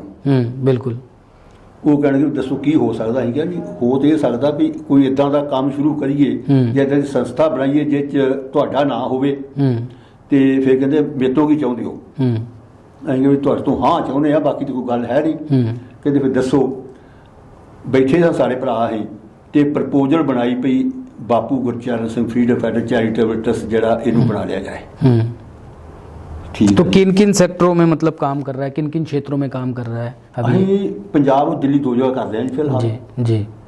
ਤੇ ਉਸੇ ਕੰਮ 'ਚ ਹੀ ਤਕਰੀਬਨ ਲੱਗੇ ਆ ਜੀ, ਜਿਹਦੇ ਨਾਲ ਅਸੀਂ ਜਿਹੜੇ ਦੇਸ਼ ਦੇ ਸਾਡੇ ਪੰਜਾਬ ਦੇ ਅੰਦਰ ਜਿਹੜੇ ਕੁਦਰਤੀ ਖੇਤੀ ਕਰਨ ਵਾਲੇ ਸਾਡੇ ਕਿਸਾਨ ਆ ਉਹਨਾਂ ਨੂੰ ਸੱਦ ਕੇ ਉਹਨਾਂ ਦਾ ਉਤਸ਼ਾਹਤ ਕਰਦੇ ਆ। ਹਾਂਜੀ, ਜਿਹੜੇ ਕਿਸਾਨ ਚੰਗੇ ਆ, ਜਦ ਜਿਹੜੇ ਬਜ਼ੁਰਗ ਹੈਗੇ ਆ, ਉਹਨਾਂ ਲੋਕਾਂ ਨੂੰ ਰਹਿਣਾ ਸਹਿਣਾ ਕਿੱਦਾਂ ਚਾਹੀਦਾ, ਉਹਨਾਂ ਦੀ ਇੱਜ਼ਤ ਮਾਣ ਕਰਦੇ ਆ ਵੀ ਇਹ ਬਜ਼ੁਰਗ ਸਾਡੇ ਜਿਹੜੇ ਫਾਦਰ ਸਾਹਿਬ ਸੀਗੇ ਕਾਨੂੰ ਗੁਰਚਰਨ ਸਿੰਘ ਹੋਣੀ ਵੀ 105 ਸਾਲ ਦੇ ਹੋ ਕੇ ਤੇ ਪੂਰੇ ਹੋਏ ਆ ਵੀ ਇਹ ਕਿੱਦਾਂ ਰਹਿੰਦੇ ਰਹੇ, ਇਹਨਾਂ ਦੀ ਕਿੱਦਾਂ ਦੇਖਭਾਲ ਹੋਈ। ਲੋਕ ਇਹ ਗੱਲ ਕਹਿੰਦੇ ਆ ਠੀਕ ਸੰਭਾਲ ਕੇ ਰੱਖਿਆ ਸੀ ਬਾਪੂ ਨੂੰ। ਬਿਲਕੁਲ। ਤੇ ਉਹ ਮਤਲਬ ਕਿੱਦਾਂ ਹੈਗੇ ਆ, ਇਦਾਂ ਕਰਕੇ ਜਿਹੜੇ ਬਜ਼ੁਰਗ ਆਉਂਦੇ ਆ ਫਿਰ ਉਹਨਾਂ ਦਾ ਅਸੀਂ ਸਤਿਕਾਰ ਕਰਦੇ ਆ, ਉਹਨਾਂ ਨੂੰ ਸੱਦਦੇ ਆ ਬਕਾਇਦਾ ਤੇ ਉਹਨਾਂ ਦਾ ਆਦਰ ਮਾਣ ਕਰਦੇ ਆ। ਬਿਲਕੁਲ ਇੱਕ ਬਲੱਡ ਬੈਂਕ ਵਾਲਿਆਂ ਨੂੰ ਅਸੀਂ ਬਲੱਡ ਕੈਂਪ ਲਾ ਕੇ ਤੇ ਖੂਨ ਦਿੰਦੇ ਆ ਜੀ ਉਹਨਾਂ ਦੇ। ਹਾਂਜੀ, ਬਿਲਕੁਲ, ਹਾਂ, ਸਮਝ ਗਿਆ। ਬੱਚੇ ਜਿਹੜੇ ਆ ਹਾਂ ਹਾਂ ਬੱਚਿਆਂ ਨੂੰ ਸ਼ਾਹਤ ਕਰਨ ਵਾਸਤੇ ਉਹਨਾਂ ਦੀਆਂ ਗੇਮਾਂ ਕਰਵਾਈਆਂ ਜਾਂਦੀਆਂ ਬਿਲਕੁਲ ਉੱਥੇ, ਤਾਂ ਕਿ ਉਹਨਾਂ ਨੂੰ ਉਤਸ਼ਾਹ ਮਿਲੇ ਕਿ ਉਹ ਨਸ਼ਿਆਂ ਤੋਂ ਦੂਰ ਹੋਣ। ਕਿਉਂ ਪੰਜਾਬ 'ਚ ਸਭ ਤੋਂ ਵੱਡੀ ਬਿਮਾਰੀ ਨਸ਼ਿਆਂ ਦੀ ਵੀ ਤਾਂ ਹੈ ਨਾ ਜੀ। ਬਿਲਕੁਲ ਬਿਲਕੁਲ ਬਿਲਕੁਲ ਬਿਲਕੁਲ ਉਹ ਤੋਂ ਵੀ ਦੂਰ ਰੱਖਣੇ ਬੜੇ ਜ਼ਰੂਰੀ ਆ। ਬਿਲਕੁਲ ਤੇ ਉਹਨਾਂ ਨੂੰ ਰੱਖਣ ਵਾਸਤੇ ਫਿਰ ਉਹਨਾਂ ਨੂੰ ਉਤਸ਼ਾਹ ਦੇਣ ਵਾਸਤੇ ਵੀ ਉਹ ਇਹਨਾਂ ਦੀਆਂ ਗੇਮਾਂ ਵਗੈਰਾ ਕਰਾਈਆਂ ਜਾਂਦੀਆਂ। ਉਹ ਪਿਛਲੀ ਦਫਾ ਤੇ ਅਸੀਂ ਉਹਨਾਂ ਨੂੰ ਇਸ ਦਿਨ ਤੇ ਘਿਓ ਦਿੱਤਾ ਸੀ, ਘਿਓ ਤੇ ਬਦਾਮ। ਜਿਹੜੇ ਬੱਚੇ ਫਸਟ ਆਏ ਰੇਸ ਚੋਂ ਬਾਕੀ ਗੇਮਾਂ ਚੋਂ, ਉਹਨਾਂ ਨੂੰ ਘਿਓ ਦਿੱਤਾ ਜੀ ਤੇ ਬਦਾਮ ਦਿੱਤੇ ਸੀ। ਤੇ ਐ कि लॉकडाउन तो करके पंजाब में मतलब क्योंकि नशे में जो है वहाँ का युवा ज़्यादा पड़ा हुआ है, तो वहाँ से निकालने के लिए भी आप लोग लगातार बच्चों को एजुकेट कर रहे हो, उन्हें पढ़ा रहे हैं, उन्हें सिखा रहे हैं, शिक्षा दे रहे हैं, ताकि वो उस चीज़ से निकल के अच्छी चीज़ों में अपना दिमाग लगा सके। बिल्कुल। एक स्कूल भी चल रहा है चैरिटेबल ट्रस्ट का। स्कूल नहीं है, चैरिटेबल ट्रस्ट का स्कूल नहीं है। ਜਿਹੜੇ ਬਾਪੂ ਹੋਣੀ 1973 ਚ ਕਾਮਰੇਡ ਚੰਨਨ ਸਿੰਘ ਹੋਣੀ, ਬਾਪੂ ਜੀ ਹੋਣੀ, ਜੀ ਜੀ ਜੀ, ਬਾਕੀ ਇਹ ਜਿੰਨਾ ਗਰੁੱਪ ਸੀ ਜੀ, ਇਹਨਾਂ ਦੀ ਸੋਚ ਸੀ ਵੀ ਜਿਹੜੀਆਂ ਬੇਟੀਆਂ ਲੜਕੀਆਂ ਜਿਹੜੀਆਂ ਇਹਨਾਂ ਨੂੰ ਐਜੂਕੇਟ ਕੀਤਾ ਜਾਏ ਤਾਂ ਕਿ ਇਹ ਪਿਛੜੇਪਣ ਵਿੱਚ ਨਾ ਰਹਿ ਜਾਣ। ਬਿਲਕੁਲ ਬਿਲਕੁਲ। ਉਹਨਾਂ ਨੇ ਬਾਬਾ ਆਇਆ ਸਿੰਘ ਰਿਆੜਕੀ ਸਕੂਲ ਸੀ ਇੱਕ, ਉਹਨੂੰ ਫਿਰ ਕਾਲਜ ਬਣਾਇਆ ਜੀ, ਲੜਕੀਆਂ ਦਾ ਕਾਲਜ। ਉਹ ਕਾਲਜ 1973 ਤੋਂ ਤਕਰੀਬਨ ਮੇਰੇ ਹਿਸਾਬ ਨਾਲ ਚੱਲ ਰਿਹਾ ਉਹ। ਅੱਛਾ। ਜਿਹਦੇ ਚ BA 1 BA 1 2 3 ਮੇਰਾ ਖਿਆਲ ਨਾਰਮਲ ਜਿਹੜੇ ਆ ਉਹ 600 ਰੁਪਈਆ ਜਾਂ 500 ਰੁਪਈਆ 600 ਰੁਪਈਆ ਜੀ ਮੇਰੇ ਹਿਸਾਬ ਨਾਲ, ਜਿੱਥੋਂ ਮੈਨੂੰ ਯਾਦ ਆ। ਅੱਛਾ। ਜਿਹੜਾ ਬੱਚੇ ਦਾ ਉਸ ਮਹੀਨੇ ਦਾ ਖਰਚਾ ਲੈਂਦੇ ਜਿਹੜਾ ਹੋਸਟਲ ਵਿੱਚ ਰਹਿੰਦਾ। ਬਾਕੀ ਬੱਚੇ ਦੀ ਕਿਸੇ ਦੀ ਕੋਈ ਫੀਸ ਨਹੀਂ, ਮੁਫਤ ਪੜਾਇਆ ਜਾਂਦਾ ਬੱਚਿਆਂ ਨੂੰ। ਅੱਛਾ। ਕਾਲਜ ਵਾਸਤੇ ਲੜਕੀਆਂ ਜਿਹੜੀਆਂ, ਤੇ ਉਹਨਾਂ ਨੂੰ ਮੁਫਤ ਪੜਾਇਆ ਜਾਂਦਾ, ਔਰ ਨਾ ਤੇ ਉੱਥੇ ਕੋਈ ਨਕਲ ਮਾਰ ਸਕਦਾ ਜੀ। ਇਹ ਗੱਲ ਪਹਿਲੇ ਕਹਿ ਦਿੱਤੀ ਜਾਂਦੀ ਜਿਹੜਾ ਬੱਚੇ ਨੂੰ ਦਾਖਲ ਕੀਤਾ ਜਾਂਦਾ, ਭਾਈ ਪੁਰਾਣੀਆਂ ਬੁਰਾਈਆਂ ਸਾਰੀਆਂ ਛੱਡ ਕੇ ਆਇਓ ਜੀ, ਜਾਤ ਬਰਾਦਰੀ ਊਚ ਨੀਚ ਸਾਰੀ ਛੱਡ ਕੇ ਆਇਓ ਜੇ ਇੱਥੇ ਦਾਖਲ ਹੋਣਾ ਤੇ, ਨਹੀਂ ਤੇ ਤਾਂ ਹੀ ਟਿਕ ਪਾਓਗੇ, ਵਰਨਾ ਟਿਕੋਗੇ ਨਹੀਂ। ਬੱਚੇ ਨੂੰ ਸਮਝਾਤਾ ਜਾਂਦਾ। ਉਹ ਬੱਚਾ ਜਿਹੜਾ ਵਾ ਉਹ ਖੁਦ ਫਿਰ ਪੜ੍ਹਦਾ ਹੈ, ਆਪਣੀ ਜ਼ਿੰਮੇਵਾਰੀ ਨਾਲ ਪੜ੍ਹਦਾ ਹੈ। ਤੇ ਮੇਰਾ ਖਿਆਲ ਆ ਵੀ ਜਿੰਨਾ ਰਿਜ਼ਲਟ ਉੱਥੇ ਦਾ ਚੰਗਾ ਆਉਂਦਾ ਹੈ ਸਾਡੇ ਸਕੂਲਾਂ ਦਾ, ਕਾਲਜ ਦਾ ਜਿਹੜਾ ਹੈਗਾ, ਇਹਨਾਂ ਸਾਡੇ ਇਲਾਕੇ ਦੇ ਸਰਕਾਰੀਆਂ ਦੇ ਨਹੀਂ ਆਉਂਦਾ, ਜਾਂ ਹੋਰ ਕਿਸੇ ਕਾਲਜਾਂ ਦਾ नहीं आਉਂਦਾ, ਪ੍ਰਾਈਵੇਟ ਦਾ। तो मतलब गरीब बच्चों को आप वहाँ शिक्षा देते हैं, उनसे कोई फीस भी नहीं ले रहे आप लोग। ਉੱਥੇ ਹੁਣ ਵਾਈਸ ਪ੍ਰੈਜ਼ੀਡੈਂਟ ਸੀ ਜੀ। ਜਦੋਂ ਬਾਪੂ ਜੀ ਪੂਰੇ ਹੋ ਗਏ ਤੇ ਮੈਨੂੰ ਫਿਰ ਬਾਅਦ ਚ ਉਹਨਾਂ ਨੇ ਵਾਈਸ ਪ੍ਰੈਜ਼ੀਡੈਂਟ ਦਿੱਤਾ। ਸਰ ਸਵਰਨ ਸਿੰਘ ਹੋਣੀ ਜਿਹੜੇ ਸਾਡੇ ਉੱਥੇ ਪ੍ਰਿੰਸੀਪਲ ਹੈਗੇ ਸੀ, ਉਹ ਅੱਜ ਕੱਲ੍ਹ ਦੇਖਦੇ ਉਹਦੀ ਸੁਪਰਵਿਜ਼ਨ ਉਹਨਾਂ ਦੀ ਸਾਰੀ। ਤੇ ਵੀ ਉਹਨਾਂ ਨੇ ਸਾਡੇ ਪ੍ਰਧਾਨ ਸਾਹਿਬ ਜਿਹੜੇ ਸੀ ਸਤਨਾਮ ਸਿੰਘ ਰਿਆਲ ਹੋਣੀ, ਇਹਨਾਂ ਨੇ ਮੈਨੂੰ ਫਿਰ ਵਾइस प्रेसिडेंट बापू जी की जगह पे बनाता। तो किसी बच्चे को अगर आपके स्कूल में एडमिशन लेना हो तो कैसे ले सकता है, क्या प्रोसीजर है? कोई प्रोसीजर नहीं जी। ਜਿਹੜੇ ਜਦੋਂ 10ਵੀਂ 11ਵੀਂ 12ਵੀਂ ਕਰ ਲਿਆ, ਉਹਨੇ 12ਵੀਂ ਤੱਕ ਕਰ ਲਿਆ ਤੇ ਸਾਡੇ ਸਕੂਲੇ ਉੱਥੇ ਜਾਏ, ਪੁਰਾਣੀਆਂ ਬੁਰਾਈਆਂ ਛੱਡੇ, ਉੱਥੇ ਦਾਖਲ ਹੋ ਜਾਏ, ਬਿਨਾਂ ਖਰਚੇ ਦੇ पढ़ के आ जाए। बहुत खूबसूरत, बहुत बेहतर काम आप कर रहे हैं।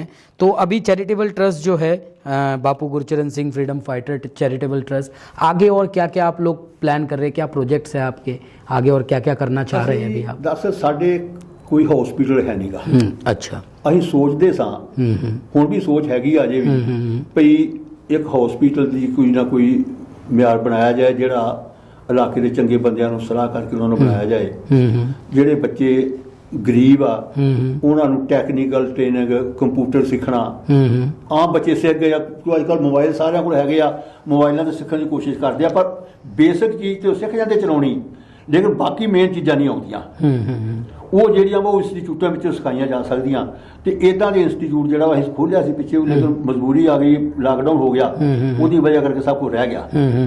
ਵੀ ਉਹ ਚਲਾਇਆ ਜਾਏ, ਉਹਨਾਂ ਬੱਚਿਆਂ ਨੂੰ ਉੱਥੇ ਸਿੱਖਿਆ ਦਿੱਤੀ ਜਾਏ ਤਾਂ ਕਿ ਉਹ ਆਪਣੇ ਜੀਵਨ ਦਾ ਅਗਲਾ ਸੁਧਾਰ ਜਿਹੜਾ ਉਹ ਕਰ ਸਕਣ। तकनीकी शिक्षा देने के लिए, तकनीकी रूप में आज की युवा पीढ़ी को मजबूत करने के लिए आप चाहते हैं कि एक तकनीकी स्कूल भी है जो वो भी खोला जाए और एक अस्पताल भी खोला जाए, ताकि गरीबों की, गरीब मजदूर जो बाहर इतना पैसा नहीं खर्च कर सकते, उनका मुफ्त इलाज, बिल्कुल मुफ्त इलाज उनका जो है वो हो सके। बहुत अच्छी, बिल्कुल बहुत अच्छी सोच है आपकी। पर्यावरण को लेकर भी अक्सर काम करते हैं। पर्यावरण की इदा जी, ਅਸੀਂ ਜਦੋਂ ਬਾਪੂ ਦੀ ਵਰਸੀ ਆ ਨਾ, ਉਹਦੇ ਤੇ ਬੂਟੇ ਵੰਡਦੇ ਆ ਆਪਣੇ। ਸਾਡੇ ਜਿਹੜੇ ਵਣ ਅਫਸਰ ਸੀ ਨਾ ਪਿਛਲੇ ਸਾਲ ਤੇ ਐਤੀ ਹੋ ਹੀ ਨਹੀਂ ਸਕਿਆ ਪਿਛਲੀ ਵਾਰੀ, ਇਹ ਤੋਂ ਪਹਿਲੇ ਜਿਹੜੇ ਬੂਟੇ ਸਾਰੇ ਰੇਸ਼ਮ ਸਿੰਘ ਹੋਣੀ ਸਾਡੇ ਹੈਗੇ ਸੀ, ਉਹਨਾਂ ਨੂੰ ਅਸੀਂ ਨਾਲ ਲੈ ਕੇ ਤੇ ਉਹਨਾਂ ਦੀ ਸੁਪਰਵਿਜ਼ਨ 'ਚ ਲੋਕਾਂ ਨੂੰ ਬੂਟੇ ਵੰਡੇ ਆ। 3 ਸਾਲ 4 ਸਾਲ ਲਗਾਤਾਰ ਬੂਟੇ ਲਵਾਏ ਆ ਇਲਾਕੇ 'ਚ। ਹਾਂਜੀ, ਤੇ ਉਹ ਬੂਟੇ ਜਿਹੜੇ ਆ ਹੁਣ ਜਵਾਨ ਹੋਏ ਆ ਜੀ ਜੀ। ਕਈ ਦਫਾ ਸਰਕਾਰ ਕਹਿੰਦੀ ਜੀ ਅਸੀਂ ਪੈਸੇ ਦੇਣੇ ਆ ਤੇ ਲੇਕਿਨ ਦਿੰਦਾ ਤਾਂ ਕੋਈ ਹੈ ਨਹੀਂ, ਨਾ ਕਿ ਕੋਈ ਹੈਗੇ ਨਾ ਦੇਣੇ ਕਿੱਥੋਂ। ਸਰਕਾਰਾਂ ਵਿਚਾਰੀਆਂ ਭੁੱਖੀਆਂ, ਪਰ ਲੋਕਾਂ ਦਾ ਉਤਸ਼ਾਹ ਹੈਗਾ। ਅਸੀਂ ਤੇ ਪਿਛਲੀ ਦਫਾ ਪਲਾਸਟਿਕ ਇਕੱਠੀ ਕਰਨ ਵਾਸਤੇ ਵੀ ਪ੍ਰੋਗਰਾਮ ਬਣਾਇਆ ਤੇ ਕੀਤੀ ਵੀ, ਆਪਣੇ ਲਾਗੂ ਸ਼ਾਗੂ ਕੀਤੀ। ਐਗਰੀਕਲਚਰ ਵਾਲਿਆਂ ਨੂੰ ਨਾਲ ਲੈ ਕੇ ਕਿਸਾਨਾਂ ਨੂੰ ਅਵੇਅਰ ਕਰਨ ਵਾਸਤੇ ਉਹਦਾ ਵੀ ਕੈਂਪ ਲਵਾਏ ਤਾਂ ਕਿ ਕਿਸਾਨਾਂ ਨੂੰ ਅਵੇਅਰਨੈਸ ਮਿਲੇ। ਇੱਕ ਸਾਡੇ ਨਾ ਬੂਟੀ ਆਉਂਦੀ ਆ ਜਿਹਨੂੰ ਅਮਰੀਕਨ ਬੂਟੀ ਕਹਿੰਦੇ ਆ, ਅਮਰੀਕਨ ਘਾਹ ਕਹਿ ਲਓ, ਅਮਰੀਕਨ ਬੂਟੀ ਕਹਿ ਲਓ, ਤੇ ਉਹਨੂੰ ਪੁੱਟਿਆ ਜਾਏ ਜਿਹਨੂੰ ਹੱਥ ਲੱਗਿਆ ਸਾਰੀ ਜਿਹੜੀ ਉਹ ਫਸਲ ਵੀ ਖਰਾਬ ਕਰਦੀ ਆ ਤੇ ਹੱਥਾਂ ਦੀ ਬਿਮਾਰੀ ਵੀ ਪੈਦਾ ਕਰਦੀ ਆ। ਇਦਾਂ ਦੇ ਕੰਮ ਜਿਹੜੇ ਆ ਇਹ ਸ਼ੁਰੂ ਕੀਤੇ ਆ ਤੇ ਜਿੰਨੇ ਜੋਗੇ ਉੱਥੇ ਹੈਗੇ ਸਭ ਕਰਨ ਡਏ ਆ ਜੀ। ਬਾਕੀ ਹੁਣ ਦੇਸ਼ ਦੇ ਹਾਲਾਤ ਹੀ ਸਾਡੇ ਮਾੜੇ ਹੋ ਗਏ कोरोना करके, जिदा करके कुछ ऐसा तो उसका नहीं सके सस्ती गल। जी बिल्कुल, बहुत बेहतर बात आपने बताई और बहुत बेहतर मकसद के साथ जो है आप ਬਾਪੂ ਗੁਰਚਰਨ ਸਿੰਘ ਕੈਂਸਰ ਤੇ ਅਸੀਂ ਕੈਂਪ ਲਵਾ ਕੇ ਲੋਕਾਂ ਦੇ ਡਿਟੈਕਟ ਹੋਈਆਂ ਵੀ ਉਹਦੇ ਵਿੱਚ। ਦਿੱਲੀ ਵਿੱਚ ਵੀ ਕੈਂਪ ਲੱਗੇ, ਪੰਜਾਬ ਵਿੱਚ ਵੀ ਲੱਗੇ। ਪਹਿਲਾ ਕੈਂਪ ਜਿਹੜਾ ਅਸੀਂ ਪੰਜਾਬ ਦੇ ਅੰਦਰ ਕੈਂਸਰ ਅਵੇਅਰਨੈਸ ਦਾ ਕੈਂਪ ਲਵਾਇਆ, ਉਹ ਕੈਂਪ ਨੇ ਸਾਨੂੰ ਬਹੁਤ ਵੱਡਾ ਹੂਰਾ ਦਿੱਤਾ। ਉਸ ਵੇਲੇ ਮੇਰਾ ਘਰ 250-300 ਬੰਦੇ ਨੂੰ ਚੈੱਕਅਪ ਕਰਾਇਆ ਜੀ ਉਸ ਵੇਲੇ, ਇਹਨੇ ਦਿੱਲੀ 'ਚ ਕਰਾਏ ਜੀ। ਤੇ ਇੱਦਾਂ ਦੇ ਬਾਕੀ ਕੈਂਪ ਜਿਹੜੇ ਲੱਗਦੇ ਆ ਉਹਨਾਂ ਵਿੱਚ ਵੀ ਕਾਫੀ ਉਤਸ਼ਾਹ ਮਿਲਦਾ। ਇਲਾਕੇ ਦੇ ਲੋਕਾਂ ਦਾ ਸਾਡੇ ਨਾਲ ਸਹਿਯੋਗ ਹੈ, ਉਹ ਇਲਾਕੇ ਦੇ ਲੋਕਾਂ ਦੀ ਬੜੀ ਮਿਹਰਬਾਨੀ ਆ ਵੀ ਉਹ ਸਾਡੇ ਸ਼ਾਰਟ ਜਿਹੜੇ ਮੈਸੇਜ ਆ ਉਹ 'ਤੇ ਵੀ ਇਕੱਠੇ ਹੁੰਦੇ ਆ। ਬਿਲਕੁਲ ਸਹੀ ਬਾਤ ਕਹੀ ਆਪਨੇ। ਜਿਹੜੇ ਹੈਗੇ ਬੰਦੇ ਸਾਡੇ ਮਤਲਬ ਜਿਸ ਤਰ੍ਹਾਂ ਸਾਡੇ ਗਰਾਇਆ ਸਾਹਿਬ ਆ ਜੀ ਜੀ, ਉਹ ਆ ਜਾਂਦੇ ਨੇ। ਹਾਂਜੀ, ਡਾਕਟਰ ਅਵਨੂਪ ਸਿੰਘ ਹੋਣੀ, ਕੁਲਦੀਪ ਸਿੰਘ ਧਾਲੀਵਾਲ ਆਮ ਆਦਮੀ ਪਾਰਟੀ ਦੇ ਲੀਡਰ ਆ ਜੀ ਜੀ, ਉਹ ਵੀ ਆਉਂਦੇ ਨੇ ਜੀ ਜੀ। ਤੇ ਗੁਰਬਚਨ ਸਿੰਘ ਬਾਜਵਾ ਜਿਹੜੇ ਮਤਲਬ ਬਾਪੂ ਹੁਣਾਂ ਦੇ ਨਾਲ ਰਹੇ, ਉਹ ਕਿਸਾਨ ਯੂਨੀਅਨ ਦੇ ਸੈਕਟਰੀ ਆ, ਉਹ पहुँचते हैं, पहुँच के पहुँचते हैं इन प्रोग्रामों में।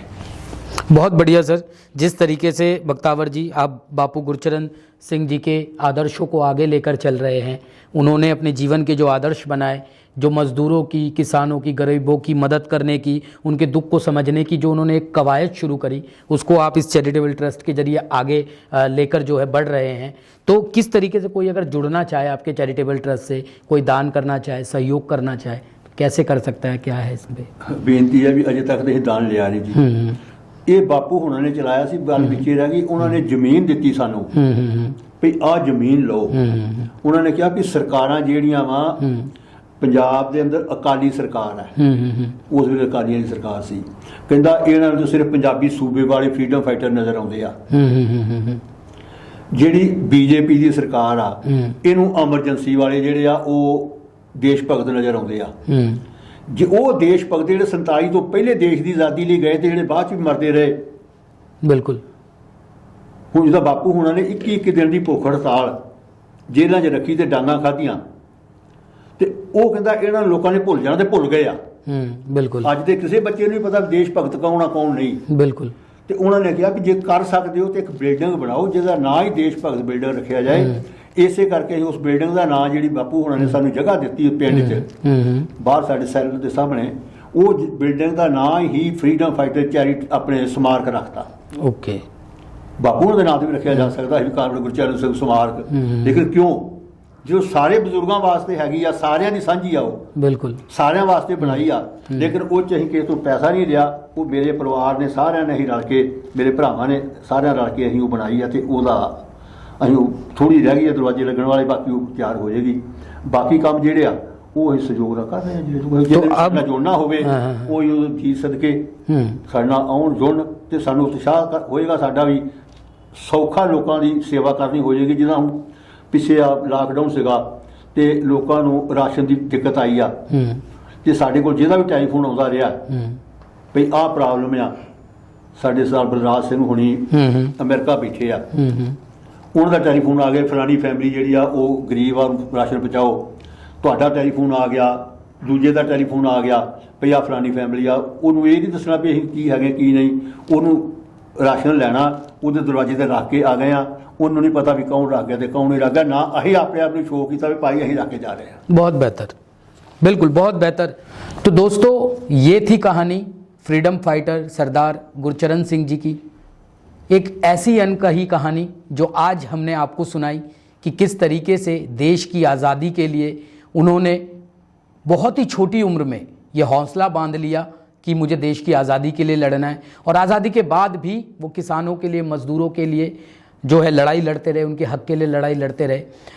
चैरिटेबल ट्रस्ट के बारे में भी हमने आपको बताया बापूजी के, जो अभी भी उनके आदर्शों को आगे लेकर चल रहा है, उनके आदर्शों को अभी भी इस ट्रस्ट ने जिंदा रख रखा है और अभी भी गरीबों की, असहायों की मदद कर रहे हैं। हमने आपको कॉलेज के बारे में भी बताया जिसमें आपके बच्चे फ्री में पढ़ सकते हैं, जहाँ कोई फीस नहीं ली जाती। जिस तरीके से बख्तावर जी ने हमें बताया कि आगे इनका जो एक प्लान है, ये एक अस्पताल खोलना चाहते हैं, एक तकनीकी स्कूल खोलना चाहते हैं ताकि बच्चों को तकनीकी शिक्षा दी जा सके, अस्पतालों में गरीबों का, असहायों का इलाज हो सके। इन्होंने बहुत अच्छी एक बात कही, जो ये विश्वविद्यालय है, जो ये कॉलेज है, यहाँ महिलाओं को शिक्षित करने पर जोर दिया जाता है। कहते हैं अगर आप एक पुरुष को पढ़ाते हैं, उसको शिक्षित करते हैं, तो आप केवल एक व्यक्ति को शिक्षित करते हैं, लेकिन अगर आप एक महिला को पढ़ाते हैं, उसको शिक्षित करते हैं, तो आप उसके साथ साथ पूरे समाज को शिक्षित करते हैं, क्योंकि एक शिक्षित महिला अपने पूरे परिवार को पढ़ाती है, अपने पूरे परिवार को शिक्षित करती है। तो सभी दर्शकों से मेरा ये अनुरोध है कि आप लोग इस शुभ काम में जुड़िए। आप लोग इस फ्रीडम फाइटर की जो हमने ये नई कवायद शुरू करी अपने कार्यक्रम के जरिए, कहानी भारत के महानायकों की, इन्हीं कहानियों को सुनने के लिए आप ज़्यादा से ज़्यादा हमारी वीडियो को शेयर कीजिए, हमारी वीडियो को लाइक कीजिए, ज़्यादा से ज़्यादा लोगों के साथ इस कहानी को साझा कीजिए, ताकि उन्हें भी पता चले कि इस देश में कितने ऐसे कर्मवीर और कितने ऐसे योद्धा थे आज़ादी के, जिन्होंने आज़ादी के लिए अपने प्राणों की आहुतियाँ भी दी, बहुत सारे दुख सहे, बहुत सारे कष्ट सहे। तो दोस्तों, ये थे हमारे साथ आज सरदार बख्तावर सिंह जी, जिन्होंने अपने पिता फ्रीडम फाइटर सरदार गुरचरण सिंह जी की पूरी जीवनी, पूरी कहानी हमें सुनाई, किस तरीके से उन्होंने अलग अलग मोर्चों पर लड़ाइयाँ लड़ी, देश के लिए 6 साल से ज़्यादा वो जेल में रहे, नज़रबंद रहे।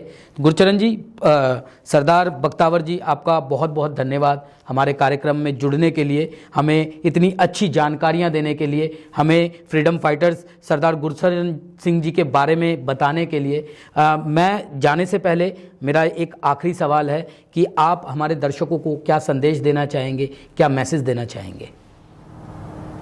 मैं साਰਿਆਂ ਨੂੰ ਬੇਨਤੀ ਕਰਦਾ ਭਈ आओ ਜ਼ਿੰਦਗੀ ਦੇ ਅੰਦਰ ਚੰਗਾ ਕੰਮ ਕੀਤਿਆ ਜਿਹੜਾ ਉਹੋ ਹੀ ਅੱਗੇ ਆਉਂਦਾ ਤੇ ਜੇ ਕਾਲਜ ਦੇ ਵਿੱਚ ਜਿਸ ਬੱਚੇ ਨੇ ਪੜ੍ਹਨਾ ਹੋਵੇ ਉਹ ਬੱਚਿਆਂ ਵਾਸਤੇ ਰਸਤਾ ਖੁੱਲ੍ਹਾ ਹੈ। आओ जी सर के अपने बच्चों को पढ़ाओ, अपन बेटियां पढ़ाओ, ताकि वो बेटियां जिहड़ियां जिद्दां सरकार जी ने दस्सिया भई एक बच्चे को पढ़ा के वो पूरे परिवार को पढ़ाउंदी है, 2 परिवारों को पढ़ाउंदी है, बल्कि एक की बजाय, तो वो बच्चे पढ़न, अगला समाज बदलिया जा सकता है, तां ही ਅਸੀਂ अपने आप कामयाब हो सकते हैं। बाकी जिहड़ी गल बापू हुणे कह के गए सी भी ये आज़ादी की लड़ाई जां ये लड़ाई असीं शुरू नहीं की, ये लड़ाई जिहड़ी आ ये साम्राज के खिलाफ शुरू हुई आ ते उदों तक चलती रहेगी जदों तक दुनिया के विच साह च साह हैगा। मैं इन्हां लफ्ज़ां नाल ही माफ़ी चाहुंदा। वाहिगुरू जी का खालसा, वाहिगुरू जी की फतेह। तो दोस्तों, आप भी इस NGO से जुड़ सकते हैं, जिस तरीके से सरदार बख्तावर जी अपने पिता के आदर्शों को आगे बढ़ा रहे हैं, महिलाओं को पढ़ा रहे हैं। इनका सपना है एक अस्पताल खोला जाए ताकि गरीब असहायों का इलाज हो सके। आप इनकी मदद करने के लिए डोनेशन कर सकते हैं। आप नीचे दिए गए जो डिटेल्स है उन पर जाकर आप डोनेशन कर सकते हैं। नीचे दिए गए नंबरों पे आप कॉल करके संपर्क भी कर सकते हैं और अधिक से अधिक जानकारी भी ले सकते हैं। तो कहीं मत जाइएगा, बने रहिएगा हमारे साथ। ऐसे ही और महानायकों की कहानी हम आपके लिए लेकर आएंगे और ऐसे ही महानायकों के जीवन के बारे में हम आपको बताते रहेंगे। अगर आपको हमारी ये वीडियो पसंद आई है तो हमारे पेज को लाइक कीजिए, हमारे YouTube चैनल को सब्सक्राइब कीजिए, हमारी वीडियोस को शेयर कीजिए।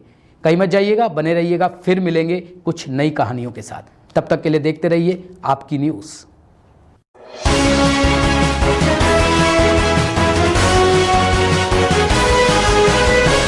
आपकी न्यूज़।